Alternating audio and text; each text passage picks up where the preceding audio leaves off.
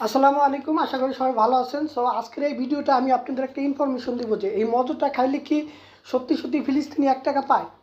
So এই মজুটা খাওয়ার দুইটা কারণ, একটা হলো এটা হলো দেশি পণ্য এবং হলো এটা খাইলে 1 টাকা ফিলিস্তিনি অনুদান পায়। তো আসলে কি এখান থেকে 1 টাকা ফিলিস্তিনি অনুদান পায়? আমরা যারা ক্রেতা আছি আমাদের ভুলের কারণে কিন্তু এই 1 টাকা ফিলিস্তিনি পাইতেছে না। কারণ আমাকে যেটা করতে হবে, দেখবেন যে প্রত্যেকটা বোতলের গায়ে একটা কিউআর কোড দেওয়া আছে। এই কিউআর কোডটা কিন্তু আমাদের স্ক্যান করতে হবে। যদি স্ক্যান না করি তাহলে কিন্তু 1 টাকা ফিলিস্তিনি পাবে না।